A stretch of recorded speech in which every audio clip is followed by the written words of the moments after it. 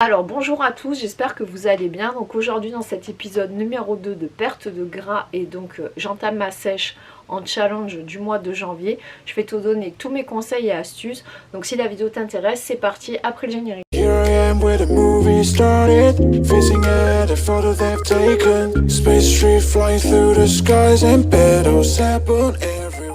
Alors aujourd'hui dans cet épisode numéro 2 nous allons parler de nutrition, puisque donc la semaine dernière nous avons parlé de l'épisode numéro 1 qui était justement mes conseils et astuces pour perdre du gras post-fête. Donc là nous entamons l'épisode numéro 2 et je vais te donner des conseils en nutrition. Donc c'est la vidéo que vous attendez le plus, puisque c'est celle qui va concerner votre perte de gras et votre sèche justement du mois de janvier. Donc c'est parti pour mes conseils.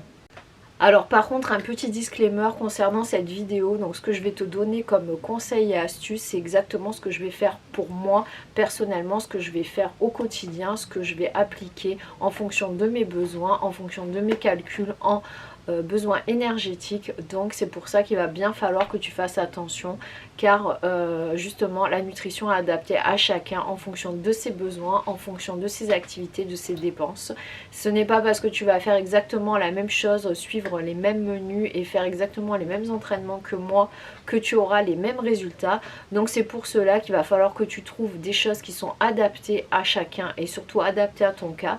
Donc si ce que je te propose justement peut correspondre à tes attentes et peut justement t'aider, donc essaye de piocher par-ci par-là en fonction et de les adapter à ta propre situation. Alors note par-ci par-là ce que tu peux trouver qui peut te correspondre, adapte-le à tes besoins, adapte-le à tes goûts, ne suis pas exactement tout ce qui est en rapport avec mes menus, tout ce qui est en rapport avec ce que je fais. Fais vraiment en fonction de toi ce que tu as besoin et ce que tu veux mettre dans ton assiette au quotidien. La nutrition c'est très personnel, c'est vraiment adapté à toi. Donc je vais te faire un petit bilan concernant ma semaine passée. Donc aujourd'hui nous sommes le 13 janvier, donc j'ai commencé la semaine dernière. Donc je vais essayer de te faire un petit topo chaque semaine justement pour te donner un petit peu en termes de rendu, de perte de gras, de physique, de qualité de la peau, de forme, de fatigue, pour justement que tu vois un petit peu mon évolution au quotidien. Donc pour la première semaine, donc en termes de perte de gras, il n'y a rien de bien significatif. Ça sera plutôt concernant tout ce qui est justement, j'ai plutôt dégonflé en termes d'aspect de corps. Je me sens mieux dans mon corps, surtout au niveau comment dire, de l'estomac, du ventre, ce genre de choses. Je me sens un peu moins gonflée en termes de niveau des cuisses, au niveau du visage aussi. Donc la première semaine ça a été plutôt ça, donc le fait justement de dégonfler dans un premier temps et rien d'autre pour l'instant. Alors je n'ai pas eu de fatigue particulière la première semaine, donc en général quand vous entamez une perte de gras ou un rééquilibrage alimentaire la première semaine c'est vachement motivant, vous avez un coup de boost, donc du coup vous allez être motivé. C'est pour cela que la première semaine en général se passe bien. Ce qui est plus compliqué c'est d'entamer la deuxième semaine, puisque le corps commence à grignoter les excès, du coup il commence un peu plus à travailler. Donc la deuxième semaine vous risquez de ressentir de la fatigue ou avoir quelques pertes de motivation, c'est tout à fait normal. Veillez tout de même à bien manger et surtout à manger suffisamment, c'est ce que je fais justement au quotidien, de bien faire attention à ce genre de choses pour ne pas vous retrouver à manger trop peu et vous sentir trop fatigué. Alors concernant ma semaine d'entraînement, tout s'est très bien passé puisque je n'ai pas de problème particulier en ce qui concerne mon entraînement. Donc vous savez que moi mon entraînement est un peu spécifique, puisque tout ce qui est bas du corps je peux m'entraîner normalement, tout ce qui est haut du corps dû à mon souci au niveau du bras et de l'épaule, je ne peux pas m'entraîner comme normalement et comme ce que je faisais auparavant. Mais à côté de ça je fais mes séances de rééducation qui sont spécifiques pour le haut du corps et surtout pour mon bras.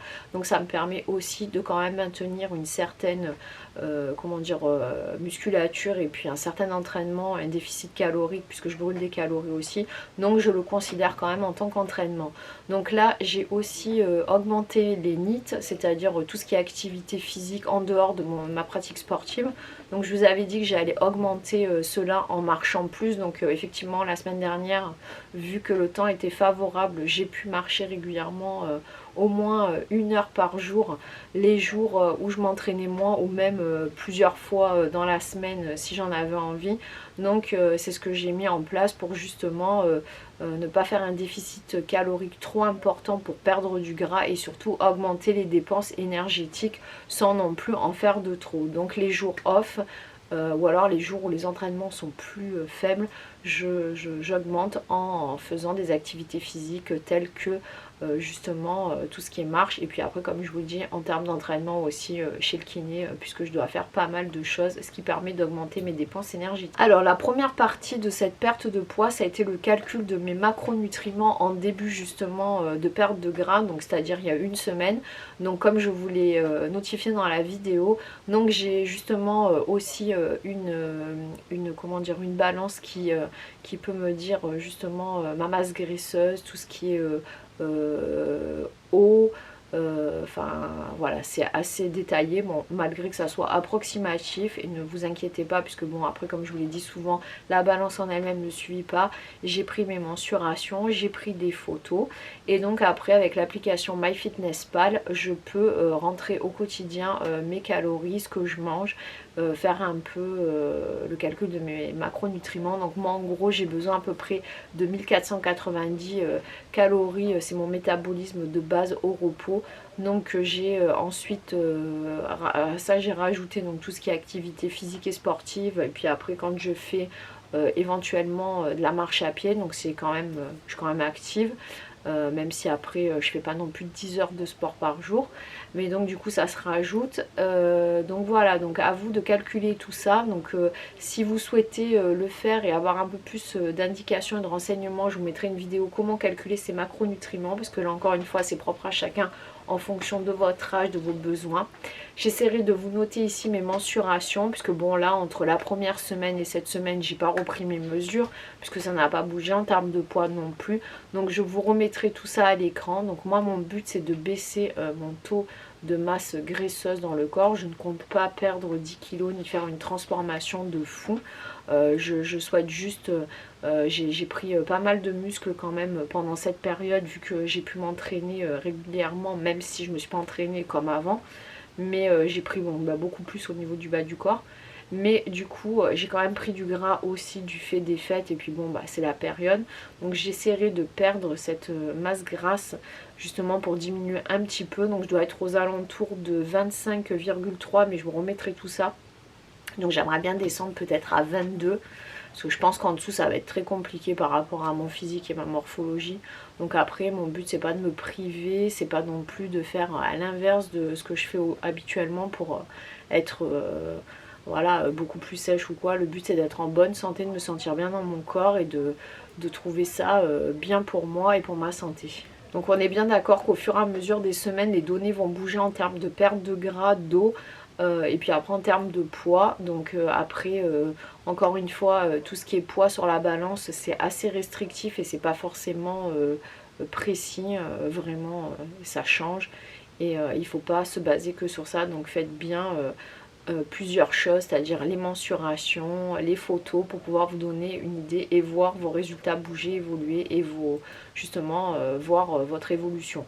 Donc là on en est donc à la première semaine passée. Donc en termes de poids, en termes de mensuration, en termes de gras, il n'y a rien qui a bougé.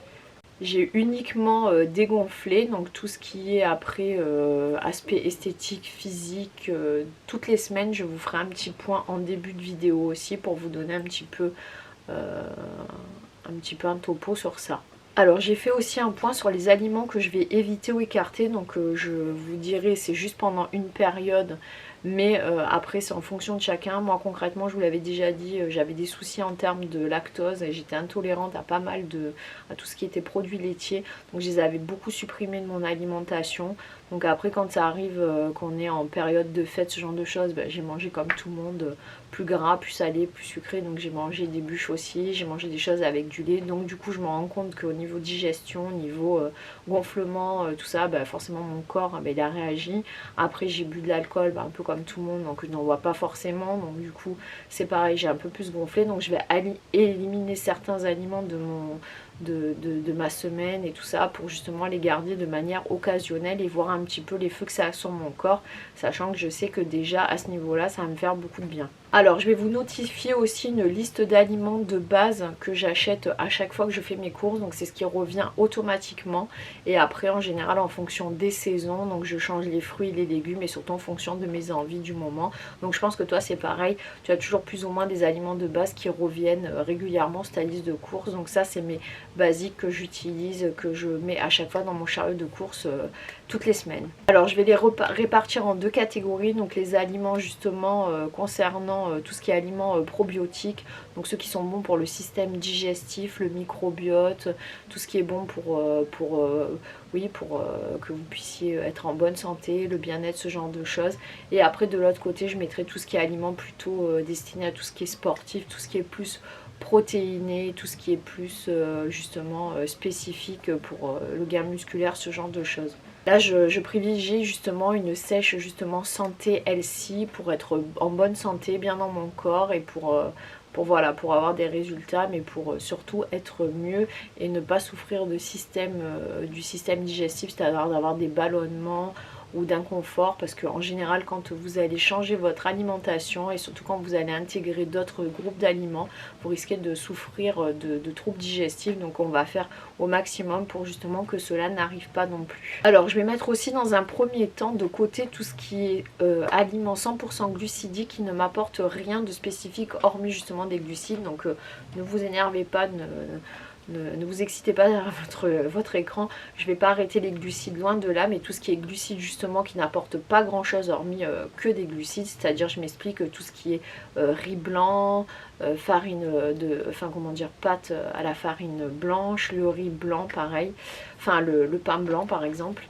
Donc je vais essayer plutôt de les mettre de côté, je ne vais pas les supprimer de mon alimentation pour tout le temps, mais là comme je suis dans une perte de gras, je vais surtout me focaliser sur des aliments qui justement vont m'apporter autre chose que des glucides, c'est-à-dire qui vont m'apporter plutôt des fibres, des protéines végétales, ce genre de choses. Donc je trouve que l'alimentation omnivore elle est beaucoup trop resserrée, donc on a trop l'habitude de manger du riz, des pâtes, des pommes de terre, du pain, ce genre de choses, alors qu'en fait vous avez une multitude de choix qui s'offrent à vous. Donc après tout ce qui est nourriture végane, végétarienne, ces personnes-là sont beaucoup plus renseignées sur le sujet. Donc je vous dis aussi à vous de vous renseigner sur le sujet. Mais moi je vais plutôt privilégier tout ce qui est légumineuse en priorité. Donc par exemple je vais remplacer le riz par du riz rouge. Je vais après prendre des pâtes de farine complète ou alors de lentilles corail. Après vous avez aussi tout ce qui est haricots rouges, haricots azuki. Vous avez après tout ce qui est graines de lin, graines de chanvre à parsemer sur votre alimentation, qui sont très riches en bons macronutriments et enrichis en protéines. Donc renseignez-vous aussi, essayez de faire un petit peu vos recherches. Voilà, donc moi je vais essayer au maximum, comme je suis dans une perte de gras, de privilégier ces aliments. Alors pour vous donner un ordre d'idée, donc les haricots azuki par exemple, ils contiennent 20 grammes de protéines pour 100 grammes de produits, donc c'est quand même assez élevé. Et concernant tout ce qui est graines de chanvre, ce genre de choses, c'est 23 grammes pour 100 grammes donc de protéines, donc c'est quand même assez énorme. Et en plus c'est l'aliment qui contient les 8 macronutriments essentiels pour votre corps en dehors des œufs, donc c'est vraiment très intéressant d'utiliser au quotidien pour enrichir votre alimentation de fibres, de protéines. Alors je vais vous donner ma shopping list de mes 10 aliments de base que je prends tout le temps, sachant que vous inquiétez pas, je mange d'autres choses aussi. Donc en premier je vous dirai les œufs qui sont très riches en protéines, privilégiez des bio, mais sinon en plein air ça peut le faire aussi. Vous allez avoir après tout ce qui est oignons, champignons. J'utilise aussi très régulièrement tout ce qui est donc, comme je vous l'ai dit, quinoa, lentilles corail. Vous avez également tout ce qui est graines de lin, graines de chanvre, les fruits de saison, les légumes de saison, les protéines maigres, donc viande blanche ou même le poisson. Il y aura aussi la patate douce, le haricot, les haricots rouges et les haricots azuki. Donc après à cela, j'agrémente en fonction de mes envies des saisons. Comme je vous l'ai dit, ça ne se résume pas ces 10 aliments, c'est vraiment les 10 aliments de base que je privilégie, que je prends à chaque fois toutes les semaines dans mon caddie. Alors au niveau aliments probiotiques, donc c'est les aliments qui sont fermentés, j'en rajouterai régulièrement dans mon alimentation aussi, je vous dirai lesquels. Après en ce moment en termes de légumes, de fruits de saison pardon, je vais consommer beaucoup de kiwi, clémentine, orange, pommes, ce genre de choses.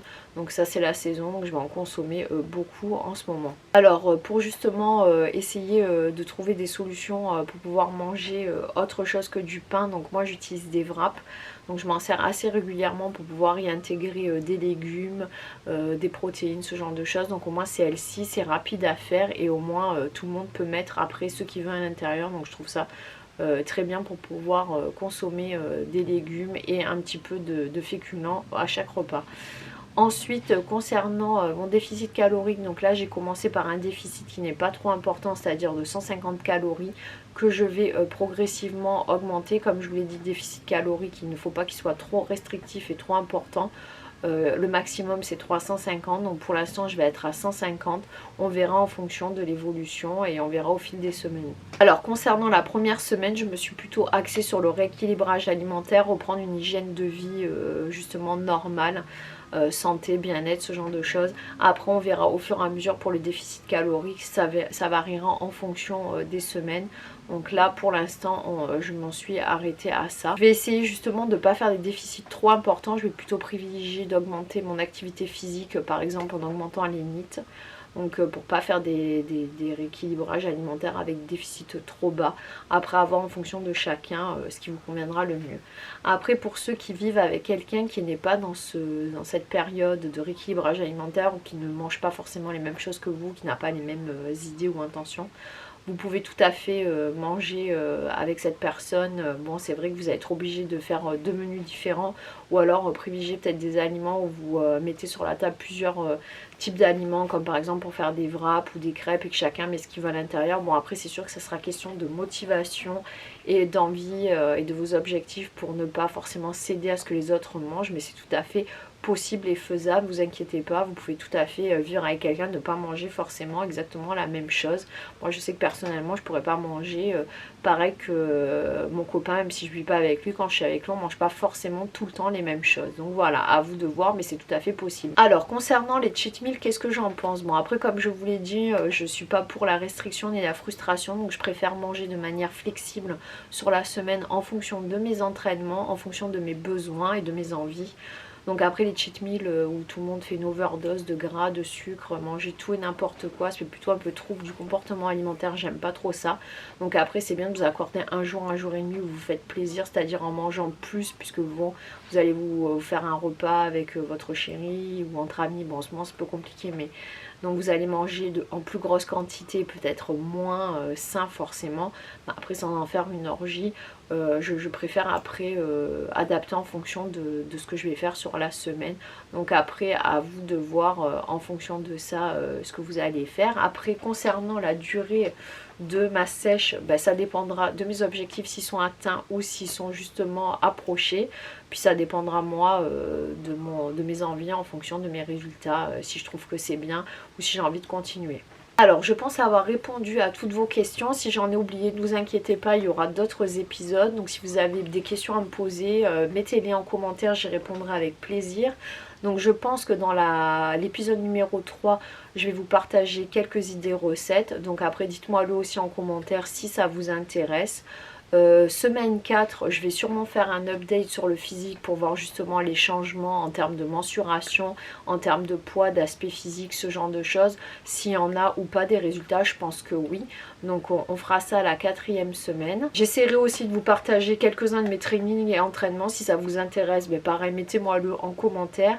Après, suivez-moi sur les réseaux sociaux, donc sur The Lifestyle of Jenny sur Instagram. Donc j'y posterai régulièrement des recettes, des conseils et des trainings. Donc si la vidéo t'a plu, laisse-moi un pouce en l'air, ça me fait plaisir et ça permet de continuer à vous faire d'autres contenus. Active la cloche de notification pour ne rien louper de mes prochaines vidéos. Abonne-toi à ma chaîne, je te dis à très bientôt et prenez bien soin de vous.